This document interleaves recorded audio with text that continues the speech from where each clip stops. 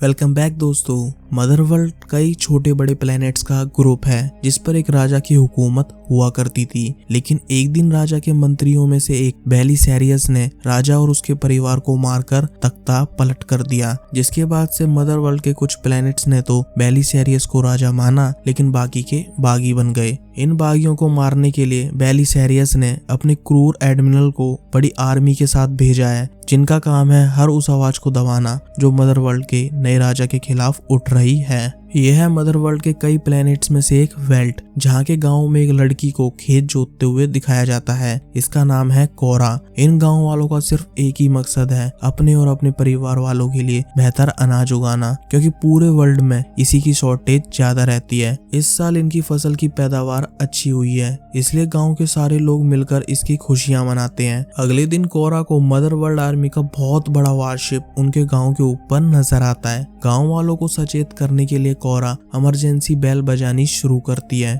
गांव के मुखिया शिंद्री तुरंत सभी लोगों को इकट्ठा करते हैं। इन्हें पता है आर्मी यहाँ उनके अनाज के लिए आई है। शिंद्री नहीं चाहता कि वो अपनी फसल इन बेरहम लोगों को बेचे, लेकिन गुन्नार नाम का ये बंदा शिंद्री को समझाता है कि अगर आर्मी हमें सही दाम दे तो उन लोगों को अपनी फसल बेचने में कोई बुराई नहीं है। खैर, इनकी बातों के बीच वॉरशिप से निकले कुछ एयरक्राफ्ट गाँव के पास लैंड होते हैं, जिसमें से निकलता है इस मूवी का विलन एडमिरल एक्टिकस नोबल, जो बेलिसेरियस का राइट हैंड है। एक्टिकस शिंद्री को कहता है कि हमारे अनाज भंडार पर कुछ बागियों ने हमला किया है, जिस कारण हमारी फौज अनाज की कमी को झेल रही है। मुझे उम्मीद है कि आप और आपके लोग हमारी इस कमी को पूरा करेंगे। हम आपके अनाज का 3 गुना दाम देने के लिए तैयार हैं। शिंद्री एक्टिकस को कहता है कि हम सिर्फ अपने खाने भर का ही अनाज पैदा कर पाते हैं, इसलिए आपकी फौज के लिए हम अनाज नहीं दे पाएंगे। एक्टिकस को ये बात अच्छी नहीं लगती। वो शिंद्री से पूछता है कि आपके अनाज भंडार का हिसाब किताब कौन रखता है। शिंद्री गुन्नार की तरफ इशारा करता है। एक्टिकस गुन्नार से अनाज भंडार की क्वांटिटी के बारे में पूछता है। दोस्तों, गुन्नार चाहता है कि ये अनाज फौज को ही बेचा जाए ताकि उनके गाँव में और ज्यादा पैसा आ सके,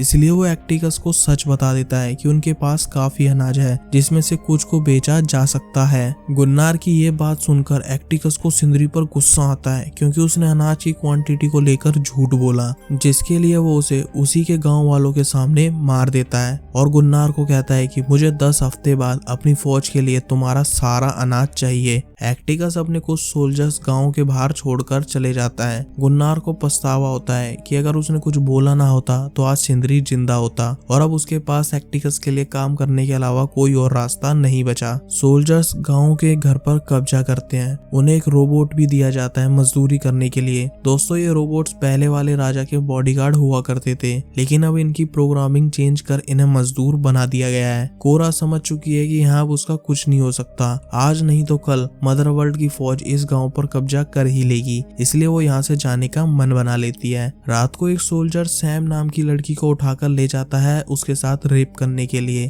तभी कोरा, जो गांव से बाहर जा रही होती है, उसे सैम की चिल्लाने की आवाज आती है। वो ना चाहते हुए भी उस लड़की को बचाने चली जाती है। और भाई, फिर आता है बहुत ही बेहतरीन फाइट सीक्वेंस, जिसमें कोरा अकेले ही इतने सारे ट्रेंड सोल्जर्स को मार देती है। कोरा के इस कारनामे को देख पूरा गाँव चौंक जाता है। अगली सुबह गाँव वालों को समझ नहीं आता कि अब करा क्या जाए, क्योंकि जल्द ही एक्टिकस को पता चल जाएगा कि उसके फौजी मारे जा चुके हैं, जिसके लिए वो पूरे गांव को मिटा के रख देगा। कोरा गांव वालों को कहती है कि अब हमें भी हथियार उठाने होंगे। इसके अलावा हमें वो लोग चाहिए जो एक्टिकस के खिलाफ हमारा साथ दे सकें, जिसमें पहला नाम है फॉर्मर जनरल टाइटस, जिसने पुराने राजा के लिए कई जंग लड़ी और कामयाबी से राजा का परचम हर जगह फहराया। और उन बागियों की भी जरूरत है जिन्होंने एक्टिकस को परेशान कर रखा है। कोरा और गुन्नार जनरल टाइटस और बागियों के लीडर ब्लड एक्स को ढूंढने के लिए निकल पड़ते हैं, ताकि वो उनसे मदद मांग सके अपने गांव की सुरक्षा के लिए। एक दिन के सफर के बाद कोरा और गुन्नार रेस्ट करने के लिए सेफ जगह पर रुकते हैं। गुन्नार कोरा से पूछता है कि आखिर वो इतना अच्छे से लड़ना कैसे जानती है। इसके लिए कोरा गुन्नार को अपनी पुरानी हिस्ट्री बताना शुरू करती है। जब वो 14-15 साल की थी तो पुराने राजा की फौज ने उसके गांव पर अटैक किया और उसके परिवार समेत सभी गांव वासियों को मार दिया। लेकिन जब कोरा एडमिरल के सामने आई तो उसने उसे मारा नहीं बल्कि अपने साथ ले गया। दोस्तों इस एडमिरल का नाम है बेलिसेरियस। ये वही एडमिरल है जो अपने राजा का तख्ता पलट करने वाला था। इसके बाद कोरा की जिंदगी उसी वॉरशिप में गुजरी। बेलिसेरियस ने उसे काफी मुश्किल ट्रेनिंग और नया नाम दिया, आर्थलीज। आर्थलीज ने मदर वर्ल्ड के लिए कई लड़ाइयां लड़ी और उस साम्राज्य को और शक्तिशाली बनाया। और एक वक्त ऐसा आया जब बेलिसेरियस ने अपने राजा को मारा और खुद राजा बन गया। तब से आर्थलीज ने मदर वर्ल्ड की फौज को छोड़ा और उस गांव में आ गई कोरा बनकर। अब आते हैं दोस्तों प्रेजेंट में। अगले दिन कोरा और गुन्नार प्रोविडेंस नाम के कस्बे में पहुंचते हैं। यहाँ उन्हें वो बंदा मिलेगा जो ब्लड एक्स और टाइटस की लोकेशन के बारे में जानता है। लेकिन इससे पहले ये दोनों उस बंदे तक पहुंचे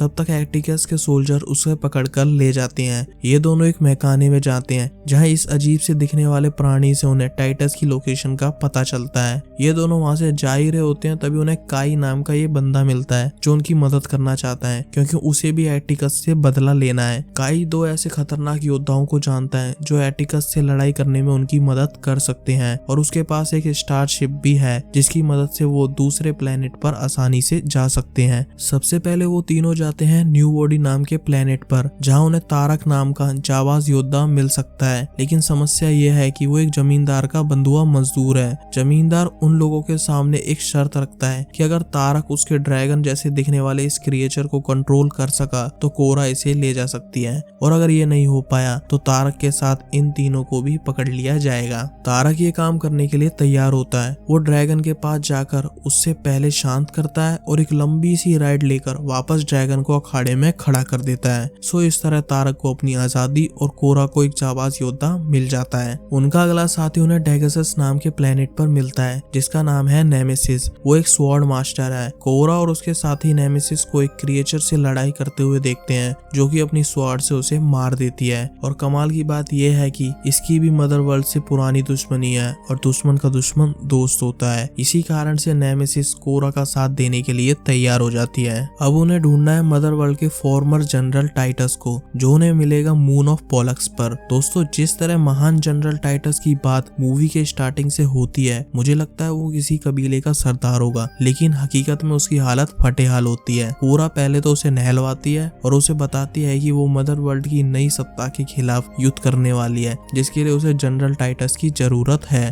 दोस्तों टाइटस पुराने राजा का वफादार हुआ करता था, इसलिए तख्ता पलट के बाद उसे फौज से निकाल दिया गया और अब उसकी ये हालत है। उसके अंदर भी मदर वर्ल्ड के अब के राजा बेलिसेरियस के लिए नफरत भरी पड़ी है, इसलिए वो भी कोरा का साथ देने के लिए तैयार हो जाता है। यहाँ एटिकस के वॉरशिप पर उस प्रोविडेंस वाले बंदे को लाया जाता है। एटिकस को उस बंदे से ब्लड एक्स और उसके सभी साथियों की लोकेशन के बारे में पता चलता है कि वो शरण नाम के प्लेनेट पर हैं और वहाँ के राजा लेविटिका ने उन्हें शरण दे रखी है। एटिकस को ब्लड एक्स की इंफॉर्मेशन मिलते ही वो उस बंदे को मार देता है। दोस्तों ब्लड एक्स बागियों के वही ग्रुप है जिन्होंने एटिकस के अनाज भंडारों को लूट लिया था। वो लोग बेलिसेरियस को अपना राजा नहीं मानते। ब्लड एक्स को भी अपनी टीम में शामिल करने के लिए कोरा अपने साथियों के साथ शेरन प्लेनेट पर पहुंचती है जहां उनकी मुलाकात शेरन प्लेनेट के राजा लेविटिका से होती है। लेविटिका कोरा और उसकी टीम की मुलाकात ब्लड एक्स से कराता है। दोस्तों ब्लड एक्स इन दोनों का सरनेम है, ये दोनों भाई बहन है। डेरियन ब्लड एक्स जो कि भाई है वो कोरा का साथ देने के लिए रेडी हो जाता है, लेकिन डेवरा अपने सभी साथियों के साथ चली जाती है क्योंकि उसे लगता है कि मुट्ठी भर लोगों के सहारे इतनी बड़े युद्ध को नहीं जीता जा सकता, सिर्फ कुछ ही लोग डेरियन के साथ आते हैं। सो दोस्तों इस तरह कोरा पूरे यूनिवर्स के योद्धाओं से अपनी टोली तैयार करती है और इन सब का मकसद एक ही है, बेलिसेरियस और उसके राइट हैंड एटिकस को मारना।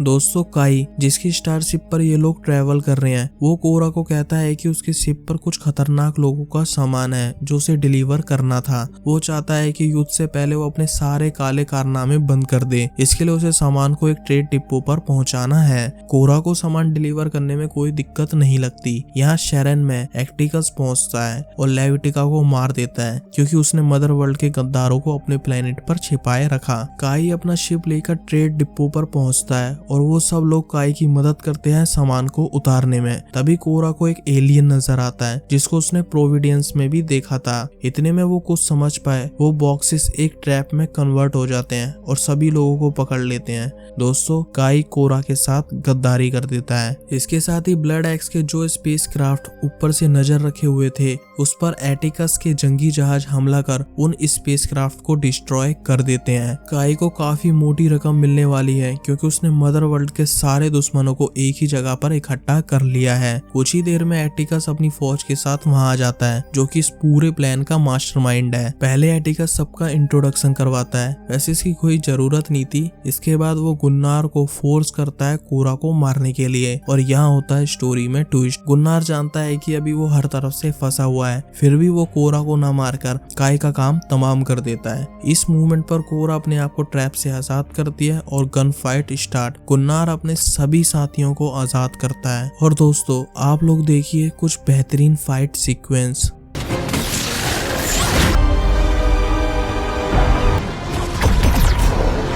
फाइट के दौरान ब्लड एक्स मारा जाता है और जिस प्लेटफॉर्म पर ये सब अपनी बहादुरी दिखा रहे होते हैं, एक शिप के करने से वो प्लेटफॉर्म दो हिस्सों में बढ़ जाता है, जिसमें से एक हिस्से पर सिर्फ कोरा और एक्टिकस ही रह जाते हैं। उनके बीच भी काफी देर तक फाइट होती है जिसके एंड में कोरा एक्टिकस को प्लेटफॉर्म से नीचे गिरा देती है और इस तरह कोरा उन गाँव वालों को इंसाफ दिलाती है जिनके मुखिया को एक्टिकस ने उनके सामने मारा था। दोस्तों, एक्टिकस को हराने के बाद कोरा और गुन्नार सभी साथियों को अपने गांव ले जाते हैं जहां की लहराती फसल को देख उन लोगों को काफी सुकून मिलता है। रुको दोस्तों, कहानी अभी खत्म नहीं हुई है। मदर वर्ल्ड के वॉरशिप में एक्टिकस की बॉडी को ले जाया जाता है और उसके ब्रेन को कनेक्ट किया जाता है बेलिसेरियस के ब्रेन से। बेलिसेरियस एक्टिकस को एक और जीवन दान और आखिरी मौका देता है सिर्फ आर्थिलिस को जिंदा उसके पास लाने के लिए। और ये आर्थिलिस कौन है आप कमेंट कर बताना जरूर। दोस्तों, इसका अगला पार्ट इसी साल रिलीज होगा। बाकी मैं उम्मीद करूंगा आपको ये वीडियो अच्छी लगी हो और मैं मिलूंगा एक और खतरनाक कहानी के साथ। जब तक के लिए बाय बाय।